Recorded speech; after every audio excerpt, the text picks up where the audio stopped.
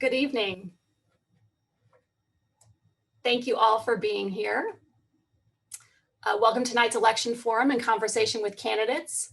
My name is Lauren Williams, and I am Adult and Community Services Manager with Columbia Public Library, part of the Daniel Boone Regional Library System, and we're glad to be co-hosting this forum tonight. Barbara Hoppe, who is a League of Women Voters board member, will serve as the moderator for tonight's candidate forum. And thank you, Barbara. If you want to turn on your video and microphone, I'll turn things over to you. Okay, thank you, Lauren. Welcome everyone to the Zoom League of Women Voters Candidate Forum, co-sponsored by the Columbia Public Library. Tonight, we are focusing on the contested candidate races for state representative and state senator for the November 3rd election. This evening, we will first hold our formal candidate forum, hearing from both the Democrat and Republican candidates for state representative in District 47, and from the Democratic and Republican candidates for state senate for the 19th district. Then after that, we will switch to our conversations with candidates and hear from the two Democratic candidates for state representative from the 44th district and the 50th district. Those representatives are Jackie Sample, running for the 44th district, and Carrie Chesney, running for the 50th district. While all the candidates were contacted about this forum in August, the two Republican candidates, Sherry Tolson-Reichman and Sarah Walsh, who are running for state representative in the 44th and the 50th districts, respectively, recently declined to participate in tonight's forum. And under 503C rules, we cannot hold a regular candidate forum when only one candidate is present. So we have invited both Democratic candidates who have come, Jackie Sample and Carrie Chesney, to stay to the end of the forum. And that's when we will have conversations with the candidates. And that will allow those two candidates to speak to the voters, explain their experience and their ideas and goals if they are elected to those respective districts. We will now proceed with the formal candidate forum. And just to explain the process a little bit for the viewers and for the candidates, each candidate will have a 2-minute opening statement followed by a mixture of questions from the viewers who can enter their questions in chat, and from the moderator with some prepared questions from the League of Women Voters. And then after those questions, each candidate will have 1 minute for closing. And I have cards that will let you know when time is running out. So we have a 1 minute card, a 10-second card, and then a stop card so we can keep things on schedule. We will go in ballot order for opening statements with the Republican candidates first, due to having a present governor that is a Republican, is from the Republican Party. And then we will go in a reverse ballot order for the closing statements. And I'll sort of direct you on that. So at this time, we will begin with the candidates for the 47th District State Representative. And I just want to say a little bit about the 47th House District. Includes part of Northwest Columbia and Boone County, and then runs north to Randolph County, including South Moberly. Chuck Basie is the Republican candidate, and Adrian Plank is the Democratic candidate. Each candidate, again, will have 2 minutes for their opening statement. Mr. Basie, you may begin with your opening remarks. Okay, thank you, Barbara. And thanks to the League of Women Voters for the opportunity tonight. Again, my name is Chuck Basie. I'm the incumbent representative for District 47, running for my fourth and final term in the Missouri House, and it is a true honor to serve in this capacity. My background, I grew up in the St. Louis area, and when I left high school, I joined the Marine Corps, and after leaving the Marine Corps, I worked for a private investigator for a few years. And then I was hired by the Federal Aviation Administration and worked for them for a total of 27 years. So I have a total of 31 years of government service, counting my military and FAA experience. And I did graduate with a Bachelor of Science in Agriculture from the University of Missouri. I'm married. I have 3 children, 3 boys, and I have 6 grandchildren. And it is a pleasure to be here again. And am I out of town, Bart? Am I out of time? Oh, no, you. Oh, okay. You had I'm a whole- sorry. I yeah. didn't get to see the card that fast. And anyway, I serve on 5 committees. I'm on the Veterans Committee, on the Rules Legislative Oversight Committee, General Laws Committee, and I'm also a member of the Joint Committee on Education. And presently, I'm the chair of the Elementary and Secondary Education in the Missouri House. And with that, I'll just close out. Thank you again for the opportunity. Thank you very much. And now, Mr. Plank, you may present your opening remarks. Hello. Thanks for having me. Thanks to the League of Women Voters for having this forum. It's important that our voters understand who they're voting for. Again, my name is Adrian Plank. I am running for the 47th District. I'm originally from Huntsville, Missouri, where I grew up in a small farming community. My parents did a good job with 4 boys. They grew up fairly poor until my dad was able to get a union job at the Thomas Hill Power Plant, where he worked his way up from shoveling coal to chemist department. So he retired there after 33 years and 4 boys. He's now raising Charolais cows, which he's always wanted to have the opportunity to do, because we are, when we were growing up, we're farmers. My grandparents, we helped them out all the time. And a little bit about my family. I've been married 27 years. Dawn is my wife. She's my rock. And I've got a daughter that's 15. She started Hickman online classes this year, which is a bit different, being I'm from a small school and having contact with your peers. It's been easy for her, but it's also been tough because she's not being around her peers. But again, I'm a union carpenter. I joined the union several years back after I lost my business through the recession of 08 to 2010. It's a big reason why I run for office, is because I understand the struggles that small businesses go through and what they're getting ready to go through. So my name is Adrian Plank. Thank you very much. We will now go to the moderator and audience questions. Candidates will have 1 minute to answer each question, and we will alternate who gets the first question. So with that, I'll start with Chuck Basie. You'll get the first question, and then Adrian, you'll get the first question, the next question. So the first question is, what will you do as a state legislator to ensure that Medicaid expansion is implemented fully, fairly, and in a way that addresses health disparities? Okay, yeah, I understand that was passed by the voters. I was never supportive of Medicaid expansion, primarily for budgetary reasons. I'm not at all against anyone receiving health care or health insurance, anything of that nature.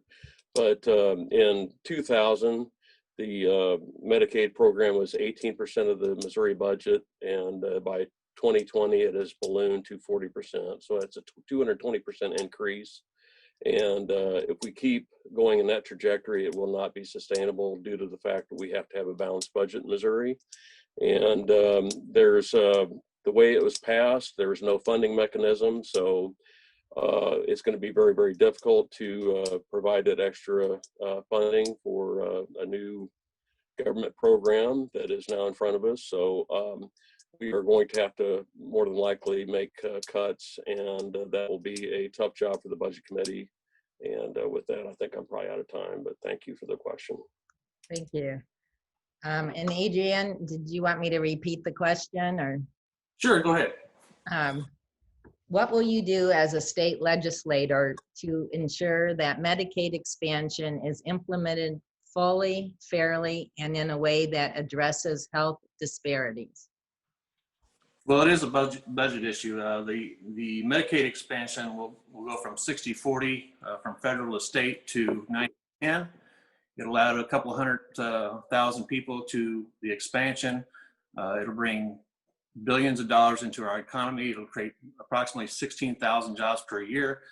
It would have kept several hospitals open. It would have gave health care to many poor and single families.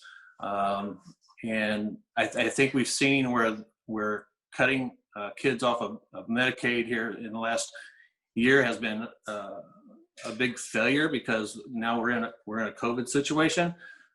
So I think that the Republicans will decide that they want to cut programs, when in reality it brings money in, and by the time you create the jobs, it pays for itself. So I think we need to make sure that it gets implicated faster rather than delay it with trying to figure out budget. Thank you. Could have went on. This next question will go first to Adrian Plank. Do you support Amendment 3? Why or why not? You know, Amendment 3 is designed to negate the will of the voters, for one. So the Amendment 3, what happens is the governor will appoint people to a commission that will decide districting. So that's never going to be a bipartisan situation. It hasn't been a bipartisan situation. It's a way for them to keep more control for less people. You know, we're a purple state, and they've got a super majority because of gerrymandered districts, and that's a shame, because they don't have to debate the issues. They don't have to show up to forums like this. They don't have to talk about the issues. So we need to just destroy this amendment. Thank you. And Chuck Basie, it was a short question. You want me to repeat it, or I think? Yeah, would you please repeat that question, yes, please? Sure. Do you support Amendment 3? Why or why not? Well, Amendment 3 is designed to do three things. It is to negate what they voted on, or the people of Missouri voted on back in 2018, and revert back to the 10-member commission appointed by the governor. It's bipartisan. That's one part of it, instead of one person that is appointed by the state auditor to do the redistricting. And also it'll be a total elimination of lobbyist gifts, and it will level campaign contributions as well. So I actually voted against that when it hit the House floor. It was Senate Joint Resolution 38. And but I am in a 50-50 district. I've competed mightily in all three of my races, and the district is right down the middle. It leans slightly Democratic by the last stats that I saw. So it's going to be up to the voters to decide if they want to go back the way it's been since 1982. Thank you. I just want to remind the viewers that we do have a chat feature. So if you have questions for these two candidates, Adrian Plank or Chuck Basie, please enter them. Otherwise, I'm going to go to the third prepared question from the League of Women Voters. And this one goes first to Chuck Basie. Now that both the governor of Missouri and the president of the United States both have contracted coronavirus, isn't it time for a comprehensive approach to addressing the pandemic? The everyone should choose for him or herself approach doesn't seem to be working. Would you comment on your position on that? Well, I understand that it's a difficult question. This has been an evolving situation. Many of the health experts have changed their position on what's been going on many times, and they continue to do so. But I understand the seriousness of the illness. As a matter of fact, my mother has been battling COVID since September 9th, and I'm happy to say she's doing much, much better. And so I do realize the seriousness of the virus, but I do not believe that the government should be exerting as much control, especially in Boone County, and harming businesses, shutting schools down. Some businesses are operating and making huge profits, and others are struggling to get by and being cracked down on for just trying to make a living. So I would not support any additional restrictions. I think the governor and the president have done just fine in handling the ever-changing situation with the COVID-19. Thank you. Adrian Plank, would you like to respond and give your thoughts to that question? Well, it's sure. It's pretty telling that we've had the people in power play it down, and it started at the top and it's worked down to the governor, and we've seen how serious it can be, and if you don't do what the CDC requires, and how fast it can affect everybody around you real quick. Trump's an example of that. So I think that we're so far along now that we made an initial effort that was too late to really cinch down and try and flatten the curve. Right now, you've seen story of the Springfield Hospital getting to capacity on ventilators and hospital beds. So we're getting to a point where it's getting ready to blow up, and now we don't have leadership at the federal level wanting to do anything with the stimulus package. Don't want to talk about it. So we've got some serious issues, and we're getting ready to lose a lot of businesses. It's going to be horrible. Been there, done that. It's horrible. Thank you. And this is the final prepared question, and we'll take any if we get some on chat, but we haven't received any yet. And this goes in a little bit different direction, and it goes first to Adrian Plank. How will we preserve and promote excellence in our public schools and universities in the face of current and future economic crises? Man, that's a complicated.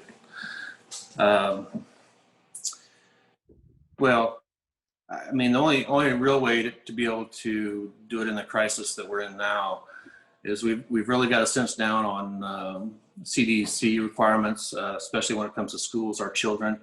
I think that if we make policies that keep our children safe, some people may not like those policies. But if we side on the side of safety when it pertains to our children and our elderly, the people who need a safety net of people not disrespecting their spaces, then we really need to cinch down, because right now we're at a tipping point, and it makes a difference in leadership. So we just need to take it seriously, and everybody around us needs to take it seriously. Thank you. And Chuck Basie. Yes, would you please repeat the question again, please? Sure. How will we preserve and promote excellence in our public schools and universities in the face of current and future economic crises? Well, yeah, the COVID-19 has certainly contributed to a lot of angst in our public education system, and also our higher eds.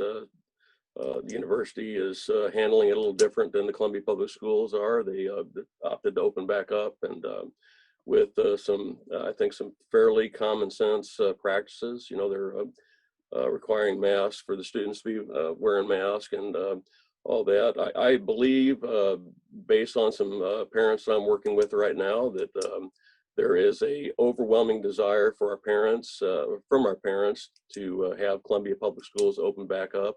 All the surrounding school districts are back open, and they're having a few minor issues with the coronavirus, but they're taking care of it on a case-by-case basis. And I think that we should do the same thing with Columbia Public Schools. And as always, I've said it many, many times, we're going to do our very best as a state legislature to fund our schools appropriately. And we have done that ever since I've been in the legislature. We have provided record funding to our K through 12 educational system. So thank you for the question.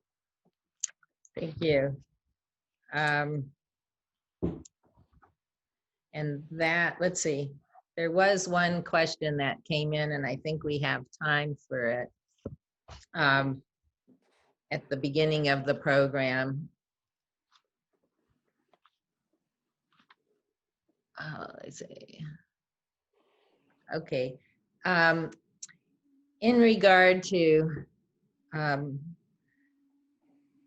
the constitutional votes and votes of the general public, the person has asked, at what point will you honor the vote and will of the voters when they vote on something?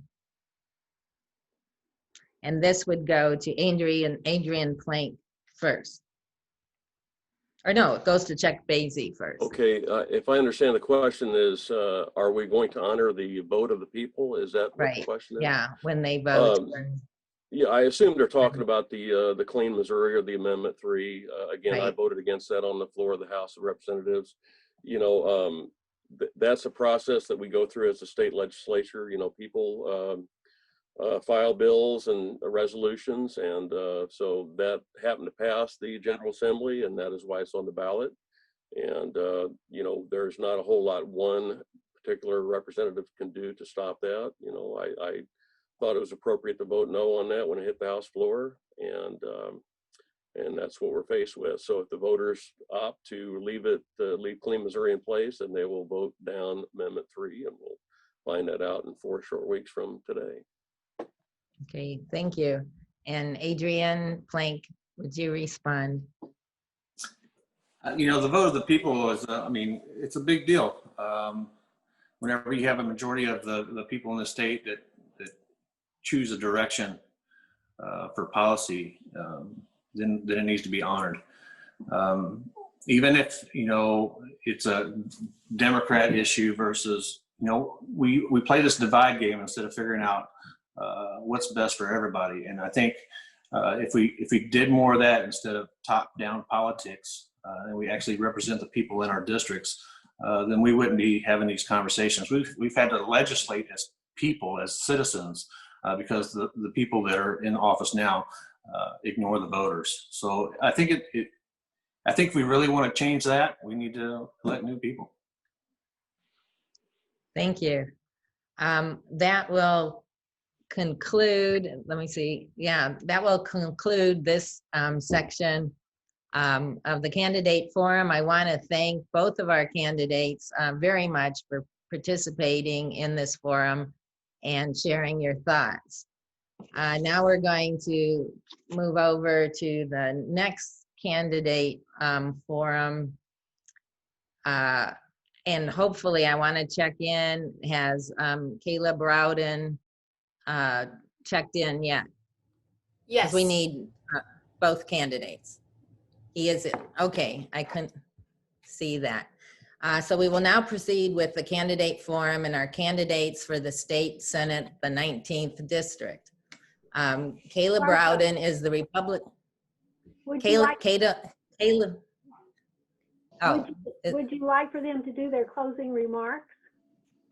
Oh, I'm sorry. I skipped that. Thank you, Sharon. Yes, I am sorry. I was trying to move along.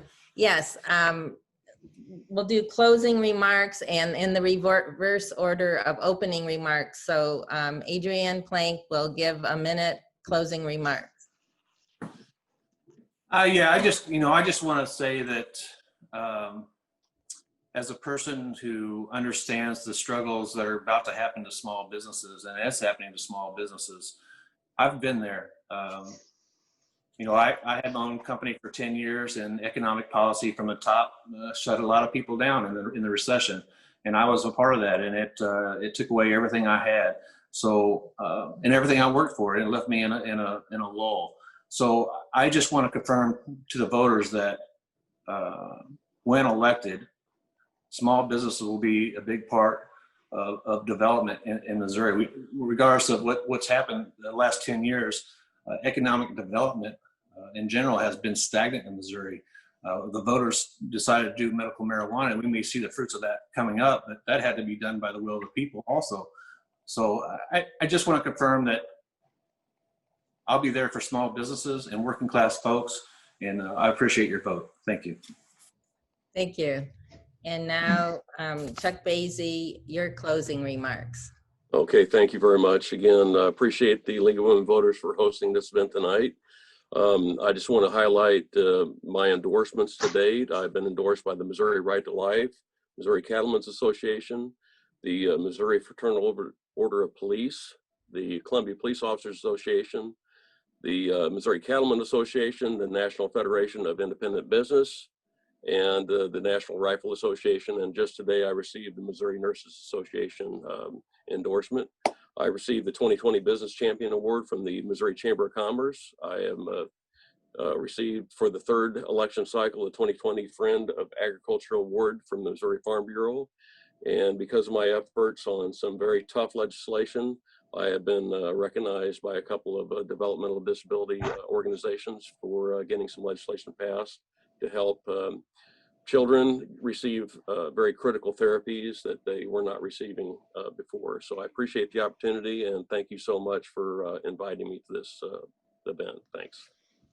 Thank you again for participating and for sharing your thoughts and ideas with the public.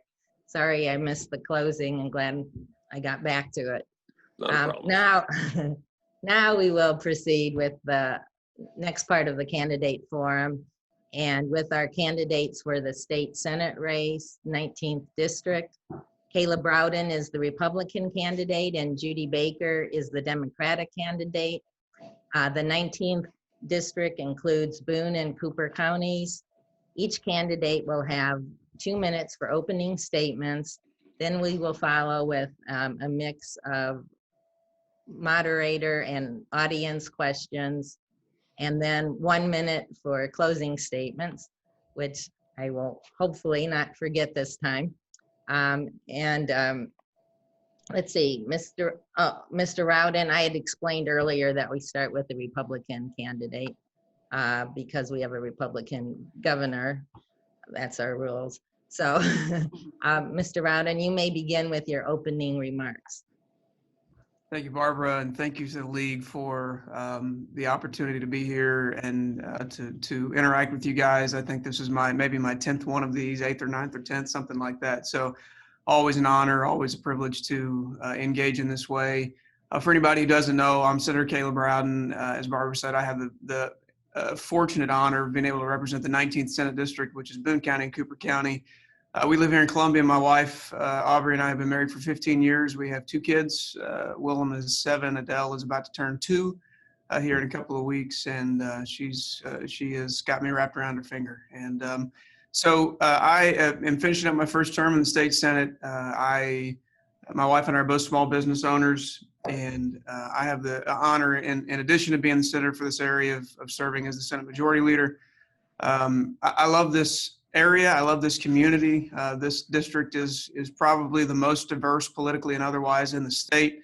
It keeps you on your toes, and it's a great district to represent. Not without challenges, not without days where you don't feel like anybody agrees with you, and then there are days where you feel like everybody agrees with you, and I think that's the way it's supposed to be. So I really do appreciate the League, and I think the reason why it's community special is because of events like this where folks engage, and I don't think everybody on this Zoom call probably agrees with everybody, but we're talking about these issues, and I think that's an important part of our elective process. So again, thank you for allowing me a chance to be here today.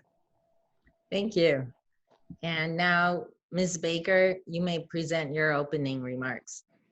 Thank you so much. It's really great to be here and engaging with voters. You know, it's been really hard in COVID times not to be out there, being able to shake hands and to have forums like this in person. I do appreciate the opportunity to do it even by Zoom, because I think it is so important that we talk to voters and we hear from them. So we're hearing some questions from them, and they get to choose. You know, this is a democracy and we offer choices, and it's really good to be here. My background, just real quick for anyone who may not know, I was born in Boone County, in Boone Hospital, and I was born to a Mizzou match. My parents met at Mizzou, and then my dad joined the military, and we traveled all over the United States in the military, and that was an enriching experience. I came back to Mizzou to get my first degree, and then I went off to Kentucky to get my degree in divinity. I know, weird, right? Best experience ever. And then I got married to a wonderful man named John Baker, and we traveled around, and we moved back here to raise our children. And I have a master's degree in healthcare administration. I've been a healthcare executive at the university. And then after that, I decided to run for office because I really realized that healthcare policy, how broken the system was and how much needed to change and how much of that had to do with policy. So I ran for office, had the honor to serve as a state representative for this area. And then after that, I was regional director for Health and Human Services, working on things like the Joplin tornado. And then now I started a not-for-profit, and I am teaching health policy online at New York University. So I bring those credentials and that spirit, and think of this as my mission. Thank you. Thank you for those opening statements. We will now move to moderator and viewer questions, and we have more viewer questions. So I think I'll start with those and fill in with the moderator, League of Women Voters questions later. The first question would go to Kayla Browden, and then we'll switch with the next question going first to Judy Baker. The first question is, in light of the current climate crisis, what will you do to reduce carbon emissions in Missouri? Yeah, it's a good question. I think, you know, there's a couple of things that we've done at the state level already related to EV charging stations and some bureaucracy, some red tape that we've taken out of that process. And so that's been something that we've been able to do. You know, I think there are additional steps that can be taken. I'm not in favor of you know, broad restrictions or broad just completely wiping out energy sources without an opportunity and finding ways to replace that. We're seeing some of the problems with that view of policy in California today as we speak. And so it is a balanced approach. It really is an all of the above approach. That's certainly the approach that I'm in favor of and would certainly push in Jefferson City. Thank you. And Judy Baker. Well, I would do several things in the spirit of what I did when I was in the legislature. I was one of the only ones to put in renewable energy bills back in 2000, between 5 and 9. And those had to do largely with one of the largest carbon emitters, of course, is our buildings. And so I had done a bill to require that our state buildings reduce their energy consumption. That was passed after I left, and so I'm really proud of that. And the Renewable Energy Loan Authority was also created after I left, but that was originally the bill that I had put in. So I would start in that spirit of, you know, promoting renewable energy alternatives. Of course, we can't switch over, you know, tomorrow, but there does need to be a plan to get us to where we need to be faster than we're going now. I would also support the renewable energy standards that we passed by ballot. We are we are governing by ballot quite a bit these days. We passed by ballot a while ago, and I would continue to support those renewable energy standards going forward. Thank you. And Kayla Browden. Oh, we already did that one. Okay, I'm on to the next question. And this will go first to Judy Baker, then Kayla Browden. Would state legislators ever consider sending electors in the presidential election that match the majority vote? Would they do that? Would you? Yeah. Oh, Ever would I? consider? Because that would take a majority vote in the House and Senate, and right now I don't think that leadership would do that. Would I consider it? It would strengthen democracy for there to be representation that's equal to a population and a demographic that votes. So I would consider that, yes. Okay, thank you. And Kayla Browden. I think I think if I understand the question, it's basically a desire maybe to get rid of or alter the Electoral College. I think the system that we have in place works well. It does allow for majority and minority to have a voice and to have a substantive voice. The process has worked for hundreds of years, and our country, I think, is better for it, and the foundational elements of how we were built to withstand moments of strife between the majority and the minority. So no, I wouldn't support that. Thank you. We'll go to another audience viewer question, since we have many. This one says, well, says Judy, but we'll give it to both of you.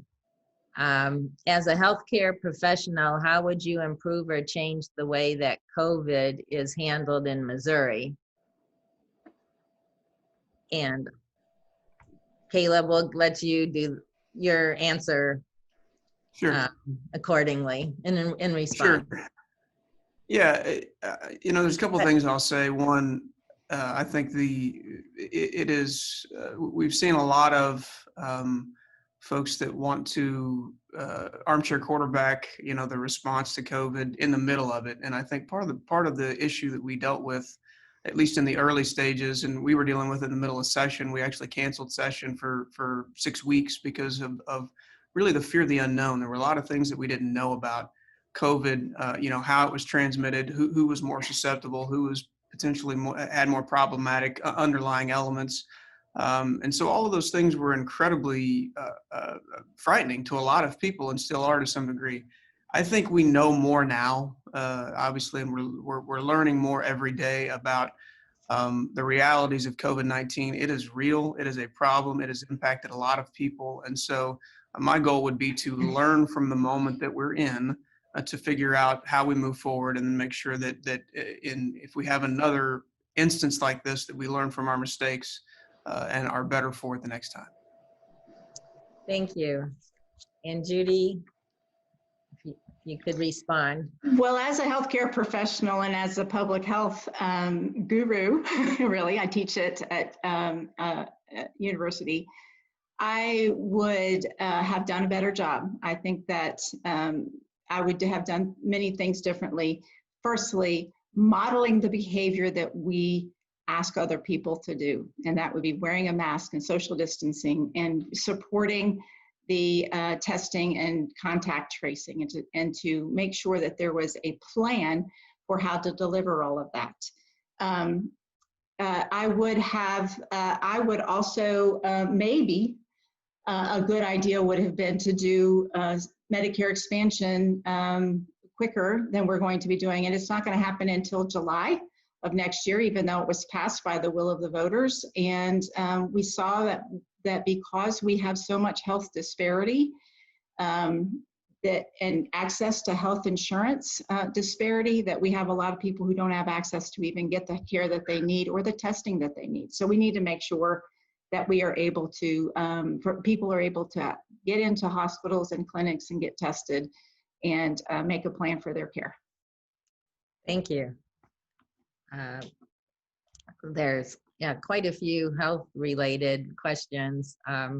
Maybe I'll take this one. It's rather specific, and Judy will be you'll go first, and then Kayla.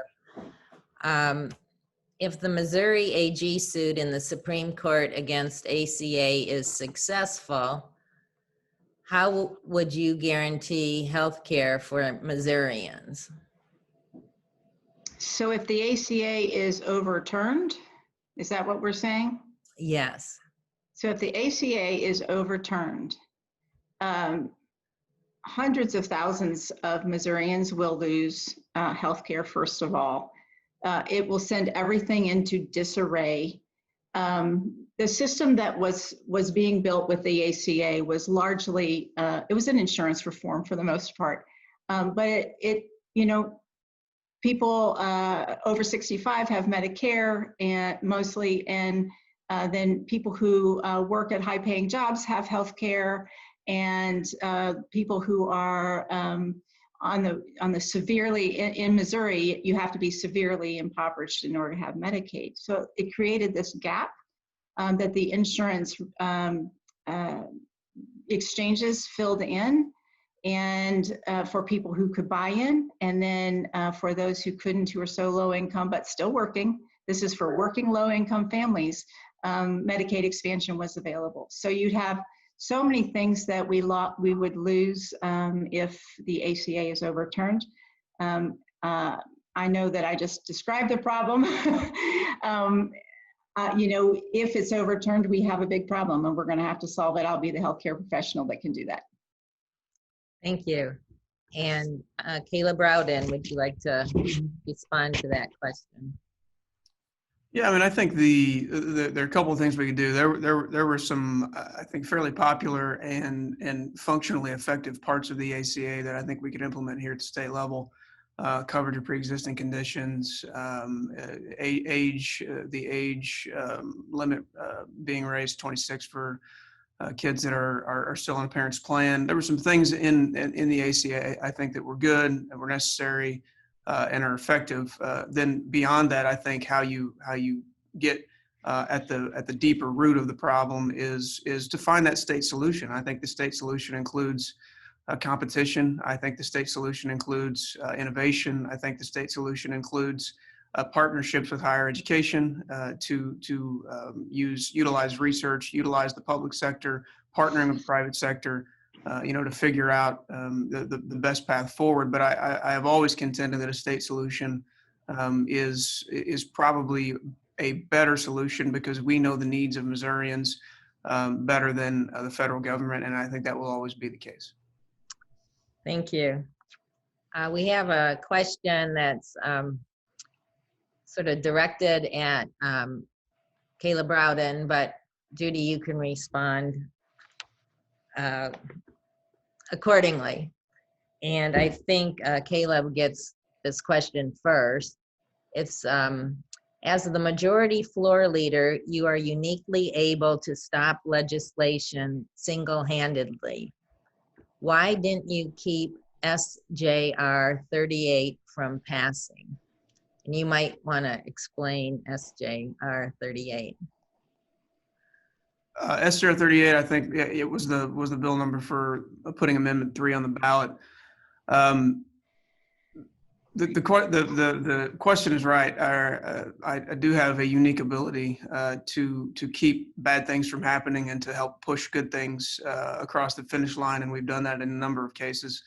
SJR 38, I think, is unique in that we weren't really doing anything other than giving the voters another option. And so I think the notion that if SJR 38 would have single-handedly undone what Clean Missouri attempted to do in 2018, then that would have been something that I wouldn't have supported. But I do think the fundamental notion that Amendment 3 is undoing the will of the voters, it cannot be true because it is back before the voters. The voters will have the final say. and will make the determination. So I think the deciding factor for me in advancing in SJR 38 was the fact that the voters have the final say. Thank you. And Judy Baker, would you like to respond? Sure. Yes, the majority floor leader position is really an incredibly powerful position, and we keep being told that. So my question is, why do we keep having some things that we need done as voters that don't get done? SJR 38 is a prime example. Of course, that was marshaled through the Senate with an addition in it that had that children would be not counted for districting. So to allow that to move without making some changes is of question. And we'll go back to pre-existing conditions. So if someone believes in pre-existing condition and files a bill and is the majority leader, you would think that they would get at least a committee hearing on their bill for pre-existing conditions. So I would call into question whether or not the majority leader really wanted to do anything about pre-existing conditions last year when he filed the bill, or was that just politics? Back to SJR 38, 40% of our district 19, 72% voted for Amendment 2 in just 2 years ago. And that should have been stopped in the Senate when it came through. Thank you. I think we can take at least one more question from the audience. And this question goes first to Judy Baker and then to Kayla Browden. And the question is, would you be willing to vote in favor of the ERA, Equal Rights Amendment? I'm first, right? Yes. Yeah, so this is a short one, of course, I would. And have supported that even when I was a state rep. Virginia just passed it. And so yeah, I think that it is now working its way. I'm not exactly sure where it is, but they may not need Missouri at this point. So the ERA is really close to becoming a constitutional amendment, and it supports wage equity for women, and it supports women's right to make choices for herself and her family regarding reproduction. It's voting rights. It's all there's all kinds of things in there that make sure that equal rights are extended to all people. I would support it. And Kayla Browden. Well, I certainly support equal rights for women. I do think that the deeper question is whether or not the passage of the ERA is still timely. My understanding, based on a number of court opinions, including one from the late Justice Ruth Bader Ginsburg, is that the timeliness element of the ERA has passed. And so I think that process would have to start over if it's going to pass, if it's going to become law via constitutional ratification. So I think those are two separate questions. And it's one that I think is going to take some more time to answer. Thank you. And just looking at the time, I think I have time for one more question before we have closing arguments. And the question would go first to Kayla Browden and then to Judy Baker. And it says, because of my medical needs, I have used Medicaid for over 30 years. The last 15 years, it has really gone downhill. What is your proposal to fix our broken Medicaid system? It's a lot of health-related questions here. Yeah, it's a good question, and one that I think it take longer than a minute to unpack. But I do think the notion that Medicaid has suffered in the last 15 years is a reality, based on a couple of factors. One, we've spread it out too far. We have made a program that was designed to serve the most vulnerable, and we've extended it past its ability to actually functionally do what it's designed to do. And so I think you have to find new ways to reinvent the program. I think the idea of just taking the program the way that it is and providing it to more people. I like the idea of providing coverage to more people, but the notion that it is a flawed program is true. And so I think we have to find, again, new areas of innovation and research and partnerships to try to make a program better and then provide it to the folks. Thank you. And Judy Baker. All right, so this is where my healthcare expertise would really come into play. And I intend to protect Medicaid expansion and its implementation. Within the ACA, there are many opportunities for Medicaid to reform, and many states are way ahead of us now in reforming Medicaid. There's waivers, things called waivers, where states can innovate and try new things, and that would raise the quality of care and lower the costs. It's called value-based. And the value is in actually having better care but lower cost. So I would make sure that we took advantage of all of those types of reforms. Some of them includes, ability to do better care coordination, or do things like medical homes, support people living at home rather than in facilities. So I would keep the ACA, I wouldn't overturn it, and I wouldn't support anyone who overturned it. And I would make sure that we had a healthcare expert down the Senate to help make decisions. Oh. That was upside down, but you could read it anyways. Thank you very much. Now we will proceed with closing arguments and go in reverse order of the opening. So Ms. Baker, you may present your closing arguments, and you'll have 2 minutes. Oh, or really? 1 minute. Oh, we only have one. Sorry. One. Okay, that's fine. I can talk as long as you want me to. I was getting a signal from somebody else.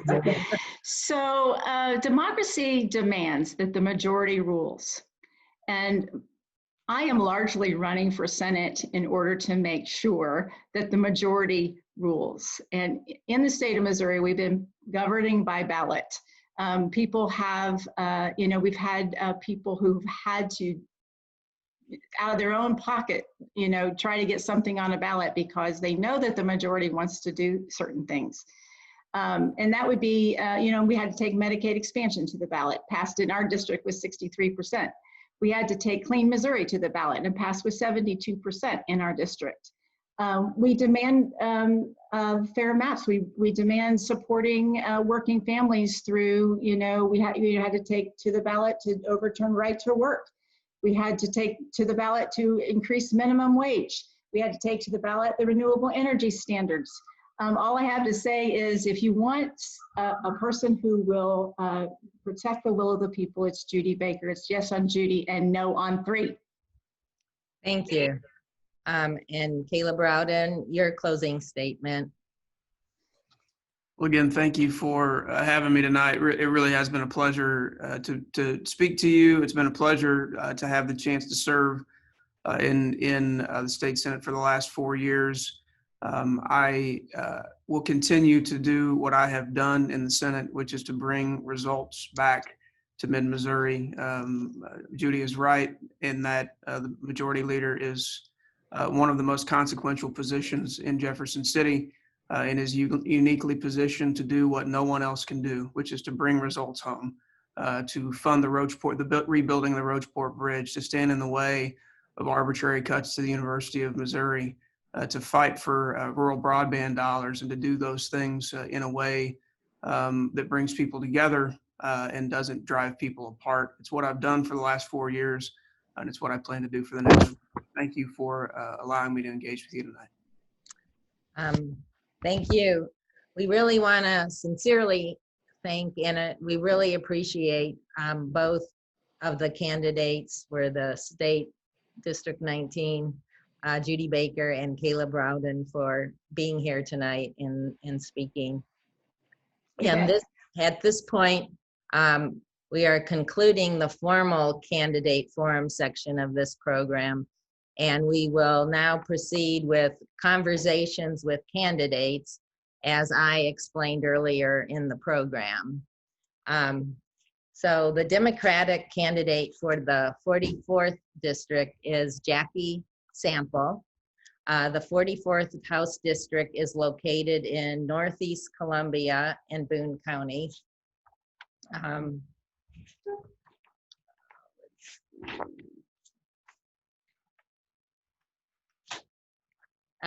I now got my pages mixed up here, sorry. I would like to now invite Dr. Sample to introduce herself to the voters and present her ideas and goals if she is elected. And then we can also take questions through the chat from the viewers if you have any. All right, are we good? Yes. Okay, so I'm Jackie Sample, and I am running for Missouri House District 44, as was stated. So that includes Northeast Columbia, Hallsville, Centralia, Sturgeon, Clark. So it goes up into Randolph County just a little tiny bit. I am an occupational therapist by profession and have been for 22 years. It's gone by really fast. I love it, but that means I've been working in healthcare on the front lines for that long. I have also worked in higher education for the past 12. So education and healthcare are definitely my priorities because those are the worlds that I live in professionally. What led to me running was actually based a lot around healthcare and education, ironically. I have a son who has autism, and but he's very high functioning, and so he kind of falls into this different gap of kids where he is not so low functioning that he qualifies for significant supports through insurances or state assistance or whatever, but he's not independent enough to where he can be independent. And so from a very young age, I have advocated for him for services, and whether it be educational or through insurance legislation. As a mom, just walking through the Capitol, eventually met some other moms, and we made some things happen. So that was pretty exciting. And I have also advocated for clients throughout the years and my profession of OT. And I decided to run because I love walking the halls of the Capitol. I know a lot of people walk into the Capitol and they may feel a little overwhelmed or nervous or uncomfortable, but I feel very energized because I can feel the potential that can happen in that building. And I know that change is possible. And that is where it starts, is within those walls. You have to have people there who are willing to fight for it. And as a frontline healthcare worker and as a parent of a child with a disability, after doing that for the past 10, 15 years, there came a point where I no longer wanted to just knock on doors and try to influence opinions of elected persons. I wanted to actually write the policies myself because I have been in the patient rooms with the patients. I have talked with parents as they are crying through various fears for their child. I know what happens, and I know when there's different policies or payment policies or reimbursement policies or Medicaid decisions, when those decisions are made, they greatly impact the services that my clients can receive, and they greatly impact the services that I can provide. So I just, there just came a point in time where I said, there needs to be more healthcare people involved in our state capitol, involved in our policy writing and our policy making, because we see the issues every day. And so we're going to get in there and we're going to fix it. So that's what led me to run. So as I said, healthcare and education will be my top two priorities. Through this campaign, I have met many people and had lots of very in-depth conversations regarding civil rights, reproductive rights, and also prison and bail reform. So those are also three things that are very much on my radar, in addition to the broadband issues. Because with COVID, we've all seen the impact of not only schooling, but access to healthcare. And I live inside Columbia city limits, and my internet can sometimes be really sketchy. And that should not be happening. And so if we expect this type of trend to continue, which I think it will, because I think even past COVID, a lot of people have realized there are jobs that you can do from home and telecommute, but we need to have that broadband in place, and we need to have it so that our students in rural areas can access, whether it's their public education K through 12 or whether it's college education, online college courses, where people can have basic telehealth visits and not have to drive 2 hours to get to the nearest specialist or whatever. Even if it's just that first screening or a check-in, you know, there are some physical appointments that are necessary. So we have a lot of work to do, and I think sometimes you need to kind of recycle the people who are in office. It's probably not a great word to use, but get new energy and understand that different perspectives can lead to better change and or more positive change. So I have every intention of, you know, walking into the building and taking this energy and passion I have for my child and my clients and my work and my profession and everything I've done over the past 20 years and continue to affect policy that I know will positively impact the life of not only the people of the 44th District, but beyond that, because it will impact the rest of the persons in the state of Missouri. So, and I very much look forward to that opportunity. Thank you. I don't see any questions from the audience. I have an assistant, Sharon. Am I missing anything? I don't hear from Sharon. So I guess we have a little bit of further time. I might ask you, are there any particular things that the legislature has done specifically that you have opposed or you would have done differently? Yes, so, to both. I, of course, as Judy had stated earlier, being in healthcare, I would definitely responded to COVID in a different manner. I have had several of my students who are now working within healthcare, become infected with COVID. They have had to send their own children away to family so that their small children don't become sick. So I would have been more aggressive in handling COVID, especially in the beginning. I mean, yeah, we didn't understand it in the beginning, but we are still learning about it. And not understanding something doesn't mean it is not an excuse to be cautious when we know it's something that is dangerous and is causing people to be very ill and to die. I don't understand where being cautious and taking extra time to try to figure out comes into play there. So as a healthcare professional, I definitely would have been more aggressive with masking, et cetera.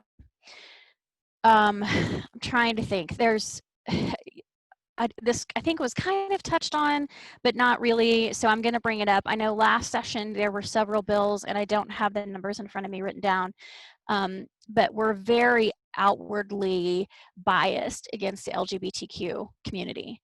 And that is so wrong for many reasons. I think that people who are representing constituents need to be representing all constituents, and their constituents are human first. And if you are not able to accept and transparently represent a person with a different sexual orientation or gender identity, then you do not deserve to serve them in the state level or the federal level. You don't deserve that job. And because our job is to make sure that we are representing everyone. So I had a difficult time with that. Go ahead. I was going to say, I did have 2 questions come in, if you're ready for it. Sure. The first is, how do you differ from your opponent? Well, my opponent and I, would vote differently on very many things. I think the only, well, yeah, we vote differently or would vote differently or oppositely on very different things. I'm going through examples in my head. I know in the last session there was, and this is just a bird's eye view, supported a bill that would allow basically children to get married. She allowed a bill, or she voted in favor of a bill for children to be given firearms by an adult without a parent consent. So there are lots of things like that that we would vote very differently on. In addition, people are probably aware, but she was sued in federal court last year for blocking constituents on Twitter, which she no longer has a Twitter account, and has been actually quoted as saying, just because I'm an elected official doesn't mean I have to listen to people. And that was another reason why I decided to run, because again, if you cannot realistically and transparently represent your constituents, you do not deserve that job. And so that makes me very different. I will talk to people even if they disagree. I have been in higher education, like I said, for 12 years. And so I'm a firm believer and have the experience of when you have a disagreement with somebody or an uncomfortable conversation with somebody, I usually come out on the other end of that a better person, because I have a different perspective. May not change my mind, but that's not the purpose of the conversation. The purpose of the conversation is to listen, to hear the other perspective, and to take it under consideration as you are making decisions for your constituency. And when you block out 50% of the people you're supposed to be representing, you're not able to do that job. So that is one glaring way that we're very different. In that I welcome people to talk to me even if they disagree. I want to hear disagreement as much as I want to hear, good job, thank you, because that is what representation is. Thank you. And there's one more question, and then we'll move to conversation with our next candidate. And it goes back to COVID and the health crisis issue. Do you think a statewide mask mandate would be helpful going forward, and how would you enforce such a mandate? Yeah, so I think enforcement is the question. So first, yes, I do think a mandatory mask mandate would be helpful. Enforcement is the problem, and that is the question. And I think that may be why, giving people the benefit of the doubt, that may be why that was not implemented initially. And it is difficult. I don't have an easy answer for enforcement, but what I do know is the treat other people how you wish to be treated motto isn't working, hasn't worked, will not work, because people have very strong feelings one way or the other about the mask has become political. It's become Democrat versus Republican instead of your health and my health. And it should not have ever been that, but that is what it has turned into. So yes, I think masking should happen. I think it should be modeled by our leaders. I think it should be mandatory in public spaces, especially indoors. Outdoors, not so much, especially if you can socially distance. But enforcement, it would be the issue. I would love to say our public health department could address complaints on that if people are not wearing masks, but unfortunately they don't even have the funding and the necessary number of employees to do contact tracing like they would like to be able to. So I don't have a really great solution to that right now, but again, that's where I would say, what can we do here? And let's sit down and let's figure out how to solve this problem, because it is a problem and I want people to stay healthy. And if wearing a mask is, that's one of the easiest things we can do to keep each other healthy and safe. And really, I find it kind of sad that we would need enforcement on that, but that's where we are, so. Thank you very much, Dr. Jackie Sample.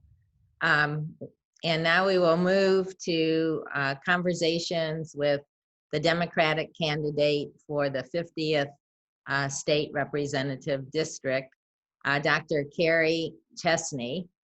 And the 50th House District is located in parts of Boone, Cole, Cooper, and Manitowoc counties. So we would like to, at this point, welcome and invite Ms. Cheney, Dr. Cheney, to introduce herself to the voters and present her goals and ideas if she is elected. All right. Well, thank you so much for putting together this forum. I appreciate the opportunity to chat with everybody tonight. As mentioned, my name is Dr. Carrie Chesney. I am a veterinarian here in Columbia, Missouri. Actually, I just recently passed my PhD dissertation, so I now have my second doctorate in comparative medicine, studying the link between genetics and Crohn's disease. So my background does not really seem to meld with the next step of running for public office. But I think that my STEM background creates a unique opportunity for someone like me to step in and take policy in a more evidence-based and data-driven direction, which is really one of the main reasons that I decided to run for office. In the last several years, I have worked as an advocate for veterinary policy, agricultural policy, and higher education policy, both at the state and federal level. And what I have learned is that unless you come with some sort of perk, being an advocate is very, very hard at any level when you go speak with any sort of representative. So coming into that, I realized very quickly that we needed some sort of change. We needed representatives that are going to listen to the experts, listen to people who are bringing them good, sound information and make their decisions based on that, and not just my friends or, you know, the lobbyists that like me walking the halls. So that's really my main reason why I decided to run for office. A little bit more about me. So I moved down to Columbia in 2011 to pursue my degree in vet med at the University of Missouri, and was fortunate enough to be able to stay for my combined veterinary residency and PhD position. So I have a extensive training in comparative medicine as well as my PhD. So that has a lot to do with public health and understanding the link between human and animal disease. So two skills that I feel like are going to be very important moving forward in our state legislature. Public health for sure. Jackie just touched on this. Missouri actually ranks 50th, last in the nation in public health spending. So it's no wonder why we don't have the ability to perform contact tracing, and we don't have the ability to enforce any sort of COVID ordinances. We just don't fund that budget item. And so we do the best we can with what we're given, but it's definitely not enough, and COVID has shown us that. In terms of the second part of my background, comparative medicine, veterinarians are specially trained in zoonotic disease. So that's disease that's spread from animals to humans, exactly what COVID-19 was. And so a lot of veterinarians are on the front lines of the research behind these types of diseases and how to combat them. And so again, my background is very, very pertinent to the issues that we're facing in the state. I have several legislative platforms that I'm interested in pursuing if elected. My district is very rural. I am very opposed to the 2019 bill, Senate Bill 391, the CAFO bill that came through this and passed the legislature, which essentially took away local control of agriculture. We've seen since then that several counties have tried to advocate on their behalves for their ability to, protect their their land, their water, their air, their property values, because we have data, we have evidence from Iowa, just north of us, of what happens when you let CAFOs and factory farming run amok in your state. And the result is it's not good. So we need something to change about that, whether we rescind the bill or we create more stringent stipulations at the state level. Something needs to be done to protect our family farmers and our environment from the effects of factory farms operated by people that don't even live in our state. Secondly, healthcare is a big issue. I know my introduction was basically all healthcare related, but I was a huge proponent of Medicaid expansion, even helping to get signatures for the ballot or for the petition to put that on the ballot. And I would fight to see that implemented the way that people wanted it to be implemented when they voted on it. Represent is right in the name of representative. So we need people that are going to stick up for the will of the voter and represent their interests in Jefferson City. I am also a very strong pro-union advocate. I was endorsed by the Jefferson City Central Labor Union and have an extensive history with unions. I grew up in a union family. My mom is a founding member of her support staff union at her elementary school. And then I also advocated and fought with the Coalition of Graduate Workers at the University of Missouri as well as a graduate student. So very supportive of unions, very supportive of prevailing wage here in Missouri, want to see working people making what they need, having the benefits that they need, and supporting them in any way that I can. And then finally, public education. We didn't really get to touch on public education tonight that much, but we have a big problem here in the state when our legislature decides that it is easier for them to decrease the number of hours that a student needs to be in school rather than provide them with the funding that they need in order to be there 5 days a week. A lot of our current legislators are going to say that they fully fund the school formula, and while that might be true, several years ago they restructured the funding formula and took out very vital pieces of it, like school transportation. So we've seen many school districts in our state going down to 4-day-a-week schooling when we need our kids to be there 5 days a week because they're the future. They're what we need to support in order for our state to move forward and progress. So I am happy to answer any questions if you have them. So please send them my way. Thank you. Thank you. I think you were pretty thorough and covered a lot of issues because we don't have any new questions, but we still have a lot of viewers. So thank you very much, Carrie Chesney, for that conversation. And at this point, I want to, on behalf of the League of Women Voters, Columbia, Boone County, and the Columbia Public Library, thank all the candidates and the viewers for participating in tonight's forum. And I also want to give a special thanks to Lauren Williams from the library, who helped facilitated this Zoom program. Thank you, Lauren. I also want to thank Carol Schreiber, who did a lot of work planning and setting up and arranging for the candidates to be here tonight. Thank you, Carol. This forum will be, has been recorded and will be posted by the Columbia Public Library and the League of Women Voters, both on our website and on our Facebook.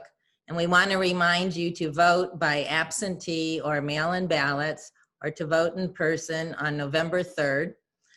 The League of Women Voters also has a very good digital voter guide available on our website, and that is lwvcbc.org.